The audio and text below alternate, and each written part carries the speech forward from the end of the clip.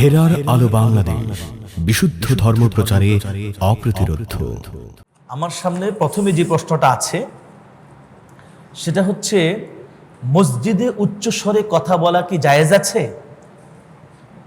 ব্যাপারটা হলো, একটু লক্ষ্য করেন, উদউ রাব্বাকুম তাদাররুআন ওয়া খুফিয়া।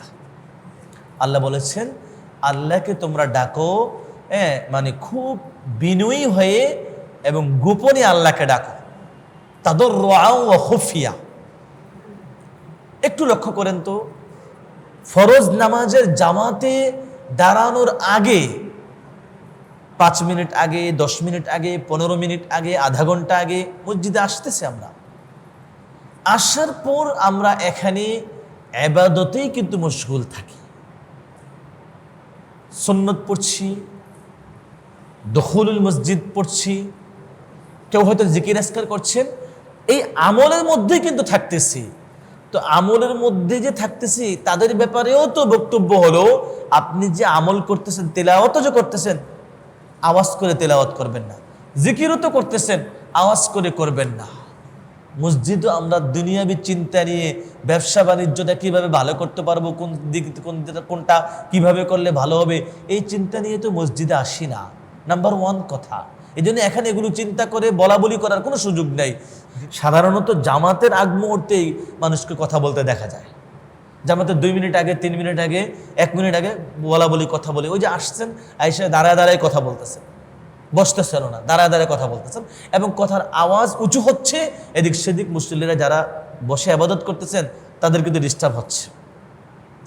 বাজারে যেভাবে হৈ হুল্লোড় হয়, মসজিদের মধ্যে সেইভাবে হৈ হুল্লোড় করো না। এবং সাহাবায়ে কেরামের কয়েকজনের মসজিদে এরকম আওয়াজ করতে দেখলে পরে নবীজি সাল্লাল্লাহু আলাইহি ওয়াসাল্লাম হুজরাখানা থেকে বের হয়ে আসছেন, মসজিদে নববীতে বের হয়ে আসে, আওয়াজ করছে কে, সাবধান, আর কোনোদিন যেন আওয়াজ না করো। নবীজি সাল্লাল্লাহু আলাইহি ওয়াসাল্লাম এভাবে বলেছেন। এবং হযরত ওমর ইবনে খাত্তাব রাদিয়াল্লাহু তাআলা আনহু বলেছেন, লাউ কুনতুমা মিন আহলিল বালাদি লাআউজাতুকুমা তারফাআনি আসওয়াতাকুমা ফি মসজিদির রাসূল।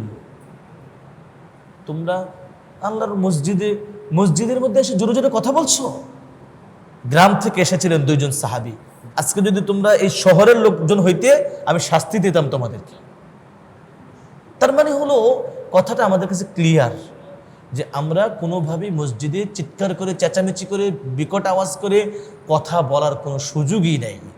আমি মনে করি আমার দুনিয়াবি কোনো কথাই বলার দরকার নেই। আমরা এখানে বসে বসে ইবাদত করব, অন্যরা ইবাদত করছেন, তাদের জন্য ডিস্টার্ব না হয়। ভাইয়ের আরেকটি প্রশ্ন আছে এখানে, মসজিদে ছোট বাচ্চারা মাঝে মাঝে লাফালাফি করে, এজন্য কি তাদের বকাবকি করে শাসন করা উচিত? ইসলাম এ ব্যাপারে কি বলে? এখানে একটু বিষয়ে লক্ষ্য করেন, স্বাভাবিকভাবে বাচ্চাদেরকে মসজিদে আনতে কোনো বাধা নাই, মাসআলা এটা নিষেধ করে না। রাসূল আকরাম সাল্লাল্লাহু আলাইহি ওয়াসাল্লাম কিন্তু মসজিদে নববীতে নামাজ পড়তেন। নবীজি সাল্লাল্লাহু আলাইহি ওয়াসাল্লাম সিজদায় গিয়েছেন, হোসেন রাদিয়াল্লাহু তাআলার পিঠে উঠে গেছেন। অন্য সাহাবীরা তাকে সরাইতে চেয়েছেন, নবীজি সাল্লাল্লাহু আলাইহি ওয়াসাল্লাম নামাজের পরে বলেছেন, না, তাদেরকে সরানোর দরকার নেই, তারা থাকো। এখনো মসজিদে নববী, মসজিদে হারাম, সেখানে কিন্তু বাচ্চারা আসে। দেখেন, আপনারা নামাজের মধ্যে আসতেছে, দৌড়াদৌড়ি করতেছে, আপনি নামাজে আছেন, আপনার সামনে দিয়ে দৌড়ে চলে যাচ্ছে, আপনি সিজদায় গিয়েছেন, আপনার পিঠের উপরে লাফায় চলে যাচ্ছে বাচ্চা। আছে বাচ্চাদেরকে মসজিদে আনলে, বারবার আনলে, ওরা কিন্তু এটা তাদের ছোট মানুষ তো, তাদের জেহেনটা, তাদের ব্রেনটা এখন পরিষ্কার, এবং তারা তখন শিখবে, বুঝবে যে মনে হয় মসজিদে গিয়ে নামাজ আদায় করতে হয়। এটা ছোট থেকে তার একটা অভ্যাসে পরিণত হবে। এটা একটা ভালো দিক। তবে এক্ষেত্রে আমাদের এই দেশের বা এই আশপাশের দেশগুলোর মসজিদে বাচ্চাদেরকে এইভাবে এনে এইভাবে হৈ হুল্লোড় আমরা হজম করার মতো অভ্যাসে আমাদের নাই। এখন আমাদের কি করতে হবে? আমাদেরকে আসলে বাচ্চাদেরকে মসজিদে আনতে বাধা দেওয়া যাবে না, নিষেধ করা যাবে না। এবং কোনো বাচ্চা যদি এইভাবে কোনো রকমের চিৎকার চেঁচামেচি করেও ফেলে, তাদেরকে এইভাবে ধমক না দেওয়াই ভালো। বাকি তাদেরকে প্র্যাকটিস করাইতে হবে যে মসজিদ এখানে চেঁচামেচি করার, হৈ হুল্লোড় করার জায়গা না। অথবা বাচ্চারা যদি এত ছোট হয় যে বাচ্চাকে বুঝাইলেও আসলে বুঝবে না, সেই বাচ্চাটাকে আমাদের দৃষ্টিকোণ থেকে না আনাই ভালো। কারণ এই বাচ্চাটা বুঝবে না, কান্না করতে থাকবে, পুরো নামাজে এক পাশে বসে সে চিৎকার করে কান্না করতে থাকবে। তাহলে তো এটা সবার জন্য ডিস্টার্ব মনে হবে, পেশাবও করে দেয়। এই জায়গাগুলোতে সতর্ক থাকা জরুরি, যে এত ছোট বাচ্চা আনা যাবে না যে বাচ্চাটা মসজিদে পেশাব করে দেওয়ার সম্ভাবনা থাকে, অথবা যেই বাচ্চাটা নামাজের শুরু থেকে নিয়ে কান্না শুরু করবে, 4 রাকাত নামাজ পুরো নামাজে চিৎকার করে সে কান্না করছে। এটা তো একটু সমস্যা মনে হবেই, স্বাভাবিক। এই জন্য এত ছোট বাচ্চা না আনাই ভালো, বরং যে বাচ্চাটা একটু বড় হয়েছে, যাকে বুঝাইলে বুঝবে যে তুমি কিন্তু মসজিদে গিয়ে কোনো কথা বলতে পারবা না, আর যদি আজকে কোনো কথা না বলো তাহলে আজকে তোমার জন্য একটা মিমি বা একটা চকলেট বা একটা জুস বা একটা আইসক্রিম আমি তোমাকে গিফট করব। এইভাবে 1-2 বার বলা বলি করে তাকে এনে এনে আপনি যদি লোভ দেখান, কোনো কথা বলা যাবে না, আইসক্রিম খাওয়াবো আজকে তোমাকে নামাজের পরে। এভাবে যদি 2-4 দিন 5 দিন টাকা এনে এনে অভ্যাস করাইতে পারেন যে আওয়াজ করা ছাড়া যদি নামাজ পড়ে, কোনো আওয়াজ হবে না রে বাবা, এইভাবে যদি করতে পারেন, এটা একটা ভালো দিক, এটা একটা ভালো দিক। অর্থাৎ আমাদেরকে মনে রাখতে হবে, ইসলাম বাচ্চাদেরকে মসজিদে আনতে কোনো নিষেধ করে না, বরং আনা এবং তাদেরকে ধীরে ধীরে নামাজে অভ্যাস করা, জামাতের সাথে অভ্যাস করানো, এটা ভালো। কিন্তু যেই বাচ্চারা এসেই কান্না শুরু করবে, পুরো সময় কাঁদবে, অথবা যেই বাচ্চাটা এসে মসজিদে পেশাব করে দিবে, তার ব্যাপারে সতর্ক থাকাই ভালো, বেশি ছোট হলে আর কি। আমার কাছে আরো প্রশ্ন আছে। এক ভাই প্রশ্ন করেছেন, কোনো মুসল্লির যদি ইমাম সাহেবের কোনো আকীদা অথবা মাযহাব প্রশ্নে কোনো দ্বিমত থাকে, অথবা মুসল্লির ইমামের প্রতি কোনো অসন্তোষ থাকে, তবে কি বলছে, তবে তার ইমামের পেছনে নামাজ পড়ায় তার নামাজের কোনো ক্ষতি হবে কিনা, অথবা নামাজ হবে কিনা? যাক, সুন্দর একটা প্রশ্ন।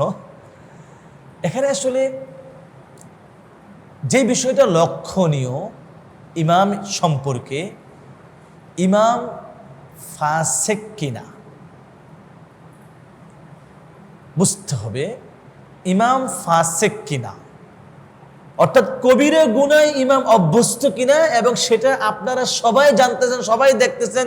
দিব্যি ইমাম সাহেব ঘুষ খাচ্ছে, দিব্যি ইমাম সাহেব সুদ খাচ্ছে, দিব্যি ইমাম সাহেব নারী কেলেঙ্কারির সঙ্গে জড়াচ্ছে, আপনি দেখতেছেন ইমাম সাহেব নামাজ পড়ে গিয়ে মদের বোতল হাতে নিয়ে ঘুরতেছে। এগুলো সব ফিসকি কর্মকাণ্ড। অর্থাৎ আপনি যদি এরকম নানা রকমের কবিরা গুনায় জড়িয়ে যান, তাহলে আপনি যেমন ফাসেক হবেন, নানা রকমের কবিরা গুনায় ইমাম যদি জড়িয়ে যায়, তাহলে ইমাম ফাসেক হবে। এবং ওই ইমামের পেছনে সব জানাশোনা প্রকাশ্য যে ইমাম কবিরা গুনাহ করতেছে, নানা রকমের কবিরা গুনায় জড়িত, সব মুসল্লিরা জানে, এমন ইমামের পেছনে ইক্তিদা করা অনুচিত, মাকরু হবে। তবে সে অবস্থায়ও ইমামের পিছনে ইক্তিদা করা, নামাজ পড়া হারাম না, এটা আপনাকে মনে রাখতে হবে। হারাম হবে না, কিন্তু মাকরু, এবং দ্রুত ইমাম পরিবর্তন করা উচিত। এখন কথা হলো, ইমামকে আপনার পছন্দ হয় না কোনো একটা পয়েন্টে, ইমাম ফাসেক না, আপনাকে বুঝতে হবে। কিন্তু ইমাম ফাসেক না, কোনো একটা পয়েন্টে আপনার পছন্দ হচ্ছে না, এটা কি জরুরি ভাই? সব পয়েন্টে আপনি ইমামকে পছন্দ করবেন? ইমামকে ফেরেশতা? আমার কথা থেকে বুঝতেছেন? ইমামকে ফেরেশতা? সব বিষয়ে ইমাম আপনার পছন্দের হবেন জরুরি? ওই যে এক ভাই কথাটা এনেছেন মাযহাব প্রশ্নে, কেউ আছেন মাযহাব মানেনি না, তো না মানেন, সমস্যা কি? কিন্তু তার মানে আপনি কি একজন মাযহাবী ইমামের পেছনে, যিনি মাযহাব মানেন, তার পেছনে নামাজ পড়লে আপনার নামাজ হবে না? অবশ্যই হবে।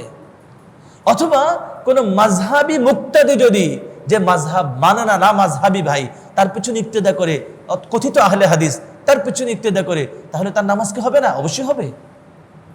নামাজ হওয়া না হওয়ার মানদণ্ড কি? একজন কোরআন বিশুদ্ধ করে পড়তে পারা একজন হাফেজ, একজন আলেম, যিনি লেবাস পোশাকে সুন্দর, এইভাবে যার যোগ্যতা থাকবে, তিনি নামাজ পড়াবেন। সাধারণ দ্বিমত অথবা সাধারণ কোনো বিষয়ে আপনার অপছন্দই থাকতে পারে। আমার 24 ঘন্টার চালচলন 16 আনা আপনার পছন্দ নাও হতে পারে, কিন্তু সেই চালচলনটা কি আপনার মানে ইমামতির যোগ্যতা নষ্ট করে দেয়? না। ওই যে বললাম, আমি মাযহাবী, আরেক ভাই মাযহাব মানেন না, তাহলে তার আমাকে অপছন্দ হতে পারে, তাহলে কি আমার ইমামতের যোগ্যতাটা চলে যাবে? নো। আশা করি আপনারা বুঝতে পেরেছেন। আরেকটি প্রশ্ন আছে, কোন নামাজি ব্যক্তি যে সব সময় নামাজ পড়ে, যদি তার এক ওয়াক্ত, যেমন জোহরের নামাজ কাজা হয়ে গেল, কারণবশত আসরের নামাজের ওয়াক্ত হয়ে গেল, এখন সে জোহরের কাজা নামাজ আগে পড়বে না ইমামের সঙ্গে আসরের জামাতে শরীক হবে? এই ভাইয়ের এটি একটি প্রশ্ন। এক্ষেত্রে ফুকাহায়ে উম্মতের, ওলামায়ে উম্মতের বক্তব্য হচ্ছে আপনি আগে জোহর পড়বেন কাজা, তারপর আসরের জামাতে শরীক হবেন। এক্ষেত্রে যদি আসরের জামাত আপনার ছুটেও যায় তবুও জোহর আগে পড়বেন। আসরের জামাত যদি আপনার ছুটেও যায় তবুও জোহরের নামাজ আপনি আগে পড়বেন, তারপর আসরের নামাজ প্রয়োজনে আপনি একা একা পড়বেন। বিষয়টা কি? নবীজি সাল্লাল্লাহু আলাইহি ওয়াসাল্লামের হাদিস আছে, শরহ মাআনিল আসারের মধ্যে হাদিসটি বর্ণিত হয়েছে। নবীজি বলেছেন, মান নাসিয়া সালাতান ফাযাকারাহা মাআল ইমামি ফালিয়ুসাল্লি মাআহু। নবীজি বলেছেন যে আপনার এক ওয়াক্ত নামাজ ছুটে গেছে, তারপর আপনি পরবর্তী ওয়াক্তের নামাজের সময় ইমামের সাথে নামাজে যখন দাঁড়াবেন সে সময় আগের নামাজের কথা মনে হয়েছে, তো নবীজি বললেন যে ইমামের সাথে সেই নামাজটা পড়ে নাও। এরপর বলেছেন সুম্মা লিয়ুসাল্লি আল্লাতী নাসিয়া, এরপর তুমি আগের যে নামাজটা ছুটে গিয়েছিল এটা পড়বে, কাজা নামাজটা পড়বে। সুম্মা লিয়ুসাল্লি আল উখরা বা'দা যালিকা, নবীজি সাল্লাল্লাহু আলাইহি ওয়াসাল্লাম বলেছেন এরপর আবার একটু আগে ইমামের সাথে যে নামাজটা পড়েছিলে এটা আবার পড়বে। লক্ষ্য করেন কথাটা। বিষয়টা হলো ইমামের সাথে আপনি যে নামাজটা পড়েছিলেন, নবীজি সাল্লাল্লাহু আলাইহি ওয়াসাল্লামের বক্তব্য অনুযায়ী ইমাম তাহাবী আলাইহির রাহমা বলেছেন যে এটা আপনার নফল হয়েছে। আর এরপরে আপনাকে বলা হলো যে আপনি আগের কাজা নামাজটা পড়বেন। পড়ার পরে নবীজি আবার বললেন এরপর এই ওয়াক্তের নামাজটা আবার পড়ো। লক্ষ্য করেছেন কথাটা? এরপর এই ওয়াক্তের নামাজটা তুমি আবার পড়ো।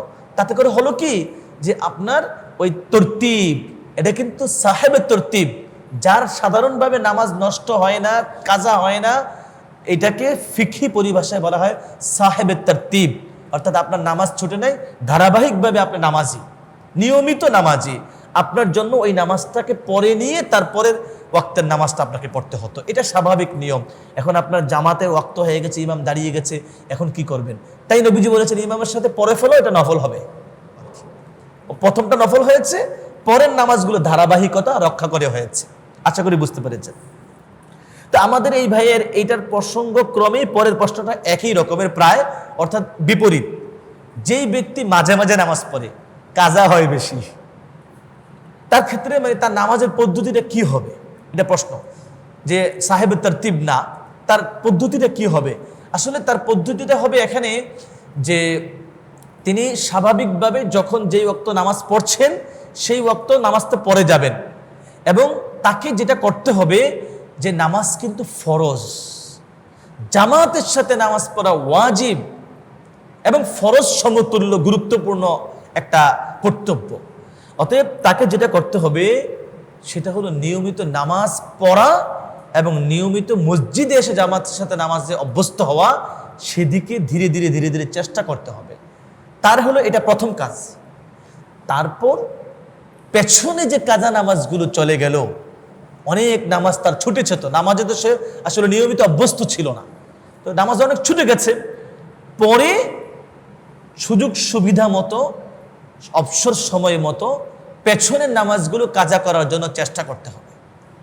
সেক্ষেত্রে আসলে আমাদের ইসলামী নির্দেশনা এটা যে আপনি আসলে দেখবেন আপনার জীবনে যে নামাজগুলো ছুটে গেছে আপনি একটা অনুমান করবেন, যদি অনুমান করা সম্ভব হয় যে আমার এত ওয়াক্ত ফজর ছুটেছে, মানে এতদিনের ফজর ছুটেছে, এতদিনের জোহর ছুটেছে, এতদিনের আমার আসর ছুটেছে, এতদিনের মাগরিব বা এশা এতদিনের ছুটেছে, একটা হিসাব যদি আপনার সামনে থাকে তাহলে আপনি এইভাবে মনে মনে পরিকল্পনা করবেন, নিয়ত করবেন যে আমার জীবনে যে ফজরের নামাজগুলো ছুটেছে তার প্রথম নামাজটা আমি কাজা করছি, এই নিয়ত করে আপনি কাজা করবেন।